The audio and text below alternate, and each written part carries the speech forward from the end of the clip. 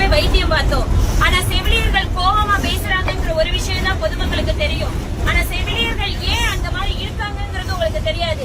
இதுவரையிலும் நாங்க 10-15 வருடங்களா வெறும் ஒப்பந்த செவிலியருக்கு வெறும் 15,000 18,000 சம்பளம் 7,000ல இருந்து உள்ள வந்து 18,000 வரையிலும் இப்ப வாங்கிக்கிட்டு கிட்டத்தட்ட 15 வருஷமா வேலை பார்த்துக்கிட்டு இருக்கோம். பணி சுமை எங்களுக்கு எவ்வளவு இருக்குங்கிறது உங்களுக்கு தெரியாது. அதே மாதிரி இதை நீங்க வீடியோ எடுத்தாலும் ஓகே சரிங்களா. ஏன் இதை நான் பொதுமக்களாகி உங்கள்கிட்ட நான் இந்த இடத்துல இந்த பஸ்ல பேசுறேன்னா, கிட்டத்தட்ட 4 நாட்களாக போராடிக்கிட்டு இருக்கோம். 2000 செவிலியர்களுக்கு மேல எங்களுக்கு சென்னையில போராட்டம் நடத்திக்கிட்டு இருக்காங்க. இதுவரையிலும் எங்களோட சுகாதாரத்துறை அமைச்சர் நீங்க திமுக அரசு வந்து உள்ள வரும்போது 356 அடிப்படையில எங்களுக்கு வந்து ஒப்பந்த செவிலியர்களா இருக்கிற எல்லா, அதாவது எனக்கு அரசு ஊழியர்களை மட்டும் நான் பேசுற, செவிலியர்களுக்கும் அரசு ஊழியர் ஒப்பந்த அடிப்படையில யாரெல்லாம் இருந்தாங்களோ அவங்களை எல்லாம் நாங்க அங்க நிரந்தரப்படுத்துறோம் சொல்லிதான் அரசு வந்தது. ஆனா இன்னைக்கு கேக்குறாங்க எங்க கிட்ட 356 ஒப்பந்தம் நாங்க கொடுத்தா அதை நாங்க நிறைவேற்றிட்டா கொடுக்கணுமா, அப்படி என்ன நாங்க சொன்னா நாங்க செய்யணுமான்னு கேக்குறாங்க. இதையெல்லாம் நீங்க பொதுமக்களுக்கு நான் கொண்டு போய் சேர்க்கணும்னா நான் அந்த பஸ்ல நான் உங்கள்கிட்ட பேசிக்கிட்டு இருக்கேன். நீங்க பொதுமக்கள் எங்களுக்கு சப்போர்ட் பண்ணலைன்னா கண்டிப்பா அந்த போராட்டம் வெளியில தெரியாது. ரவும் பகலமா உங்களோட பிள்ளைங்க தான் நாங்க, உங்க மக, உங்க தங்கச்சி, உங்க பொண்ணு எல்லாருமே செவிலியரா இருப்பாங்க. கண்டிப்பா எல்லாருமே நடு ரோட்ல நேத்து நைட்டு 12 மணிக்கு கூடுவாஞ்சேரியில இருந்து நடந்தே பிள்ளைங்க கிளம்பாக்கம் வந்தாங்க.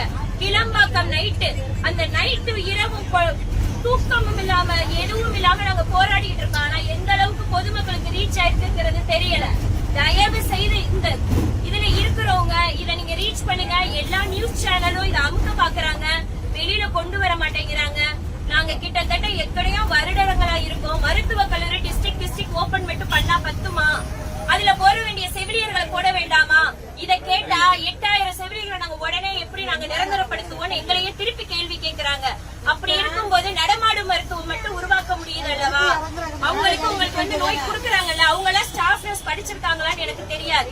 நான் கிட்டத்தட்ட 10 வருஷங்களுக்கு மேல அதுவும் எக்ஸாம் எழுதி நாங்கெல்லாம் உள்ள வந்தோம் சார். நீங்க இங்க பாக்குறவங்க ஒரு சில பேருக்கு அலட்சியமா இருக்கலாம் நான் பேசுறது, ஆனா உள் உணர்வா யோசிச்சு பாருங்க. உங்களாகிய பொதுமக்களா தான் நான் உங்கள்கிட்ட நின்று பேசிக்கிட்டு இருக்கேன் சரிங்களா. எனக்கு இன்னைக்குனா நாளைக்கு உங்க பொண்ணுக்கு செவிலியர் படிக்க வைக்க மாட்டீங்களா, மருத்துவத்துக்குள்ள கொண்டு போக மாட்டீங்களா? இத தயவு செய்து உணர்ச்சி பூர்வமா எல்லாருமே கொண்டு போங்க. உங்ககிட்ட நான் தயவு செய்து உங்ககிட்ட அதை நான் ரொம்ப ரெக்வஸ்டா கேக்குறேன். இத நீங்க மக்களாகிய நீங்க எங்களுக்கு புரியாம, மக்கள் சொல்லாம இங்க எதுவுமே நடக்காது. மக்களுக்கு ஒவ்வொருத்தவங்களுமே போராட்ட களத்துல நின்றுதான் ஒவ்வொன்றும் கிடைக்குது. இத பொதுமக்கள் நீங்க ஸ்ப்ரெட் அவுட் பண்ணுங்க.